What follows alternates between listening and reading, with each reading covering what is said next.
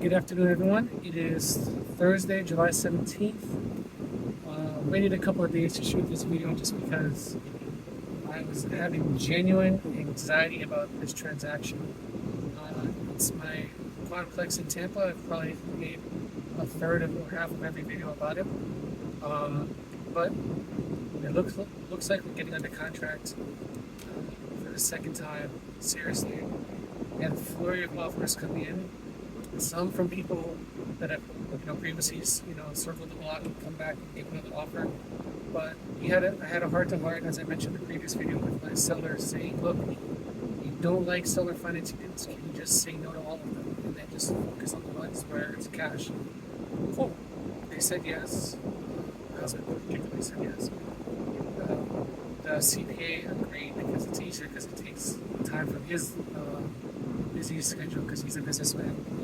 He's the son of my clients, but doing the math, the actuarial work of determining if a seller financial deal makes sense was taking a lot of time and energy from what he wanted to focus on in his regular business. Anyway, so we went back and forth 4 times with this current buyer, and my clients have tentatively said yes. We've sent counter offers back and forth, back and forth. I gave them the terms of the most recent one, and it's ironic in this market, especially at this price point. We're arguing about $2,500, where the buyer's most recent and final offer is, and the minimum offer that my client wants to accept. I'm guessing at this point is emotional. He's been trying to sell it for a year, about 4 months with me, 3 months, 4 months with me, et cetera, et cetera, et cetera. And I just had a conversation with the buying agent. I said, look, my client wants to say no. Your client doesn't want to go above. We're $2,500 apart. Do you want to just work on it ourselves? Let's each need $1,250 from our fee. At this price point, it's a rounding error. Our broker's going to get lower, because of the way commission split works.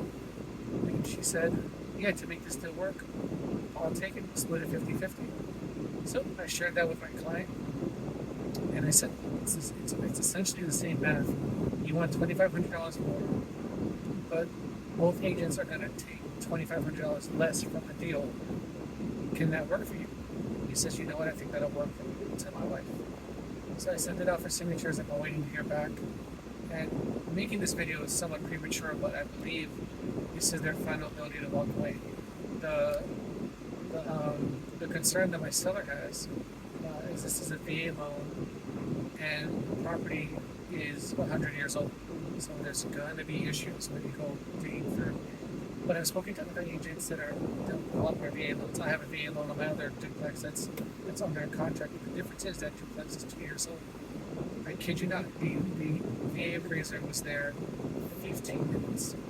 It was a shock because the inspector was there for like an hour. It was 2 of them.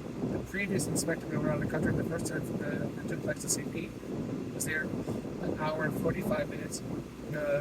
This time the VA inspector walked in, had his tape measured the buildings on the outside, measured the distance from the ground to the roof, went inside, checked the patio, took some photos or whatever, I think one side of it. And literally, by the time I was listening to the 3rd song on my playlist, he's like, I'm good. I was like, you're good? I'm like, is it raining? I said, no, it's not raining. I just did everything. And it was a shock because the previous closing I had this year, the appraiser was there for maybe 45 minutes. It wasn't a VA appraiser, but this one is just short shrift. It was great. I hope that means good leads for us, the same duplex.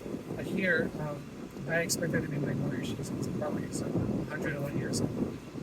So my seller's concerned that, if we're at basically his bottom line price and he's taking a bit of a haircut and we're eating that haircut, agent and I, and then they start asking for this after this after this after this, the deal could fall apart later.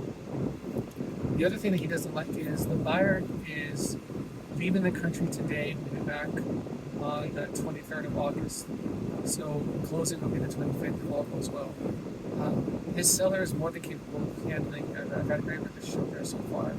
Via phone and text. I've yet to meet her in person, but she says she's more than willing and more than prepared to, come to the property, handle whatever she needs to handle on her end to satisfy her clients' needs. But we cannot close earlier than the 25th of August, which is something that my client doesn't like. We were able to push that to the 25th, whereas initially they wanted to close sometime around September 12th or 13th. I don't remember. But in our contract negotiations, we moved it up. So we got about 5.5 or 6 weeks to closing. If everything goes well, if my client signed the paperwork, we're good. So yeah, it is a bit nerve wracking. I've had genuine anxiety about like this deal because my contract with them ends at the end of the month, and I was going to ask for an extension just because I finally got them to agree to lower the price. They have a pricing strategy. If we weren't under contract now, we'd be another $25,000 under where we are now. So but if this contract goes and falls apart at the end of, let's say, the month, after inspections, after requests for repairs, etc., um, that's going to be tough. It'll be essentially 4.5, or by that point 5 months of my time, best efforts, with a lot of marketing, with a lot of phone calls, a lot of brain matter expended upon this transaction, or this relationship rather, that have been gone. And I've learned a lot in the process. I made a lot of buyers connections through the open houses I did with the investors that were interested in this property but not interested after they walked through. I've maintained those connections. I've kept those text relationships going. I got one that was interested in making an offer on another property that eventually fell through. This relationship has yielded dividends. I wanted to yield a transaction. So I'm cautiously optimistic, but not enough to get our hopes up really. I've barely done the math in terms of agents of all. When we get under contract, when we get the listing, we do the calculator math of like, oh, if we sell at this price, this is what we get. And if you're a little bit more diligent, you say, all right, this is what I get after commission splits my brokerage, and this is what I'm going to keep after I set apart what I need to do for my family expenses or taxes. This is what this deal is worth to me. I've learned to not stop doing that with this relationship with this client, just because offers come in my opinion, they're reasonable. I can see the forest from the trees. But from my client's perspective, they've always been coming up short. So I'm cautiously optimistic that we can get this through because they literally have signed the counter offers. The counter offers 3 times. We've made 3 counter offers, and this will be the final one that they're accepting. They verbally accepted it. I sent everything to them for their e-signatures. I'll know within an hour because they tend to be very slow.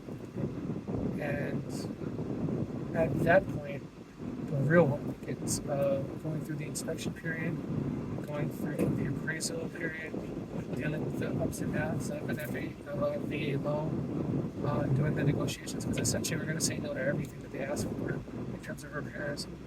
If we find that there's, let's say, a destroying organism or paint shipping, we'll handle that. That's something that we expect to do. Issues we found out from the previous time with the contract. We're happy to repair those because I think the VA looking at we can't just get concessions. But other than that, the client doesn't want to do anything else.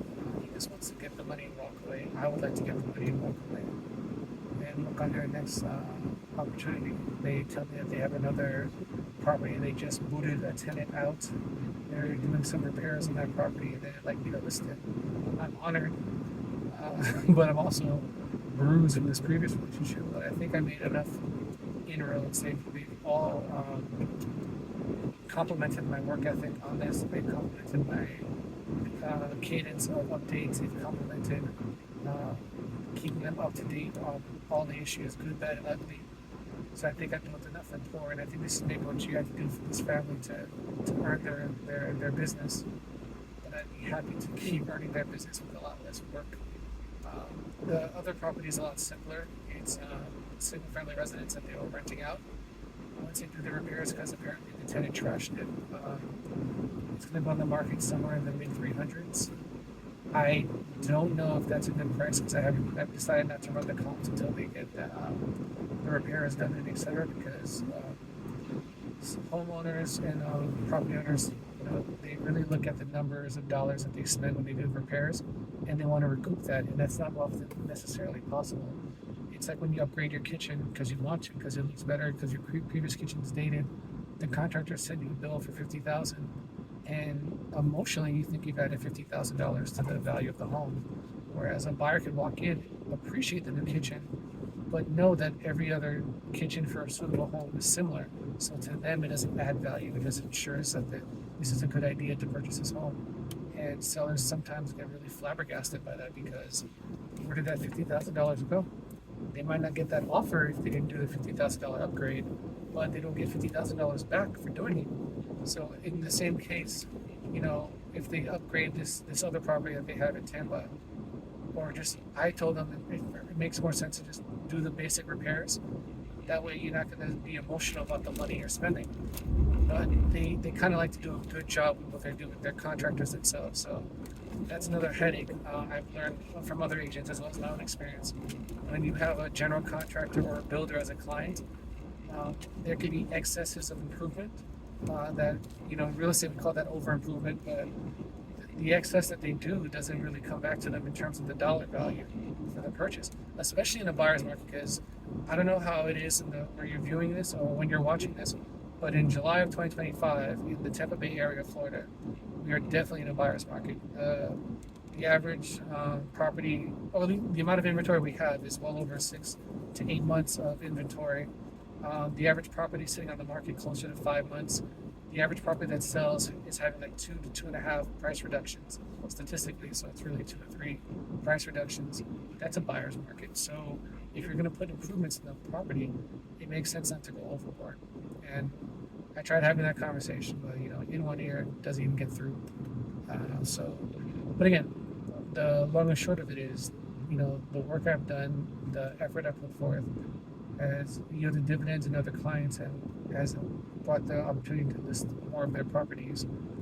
And it's a lot of headache for the money you make, but it's a lot of money you make when the deal goes through. So I'd be very happy to see the end of this transaction. I'm looking forward to the end of August if this goes through. It's a long time to wait for a paycheck, and it kind of puts it into perspective. Like if it takes you 6 months to earn $25,000, that's really no different than working a job. It's basically like $5,000 a month or so. But it is a big check when it comes through. So I'd be happy for that. My family would be happy for that. My landlord would be happy for that, and my kids' college funds would be very happy for that.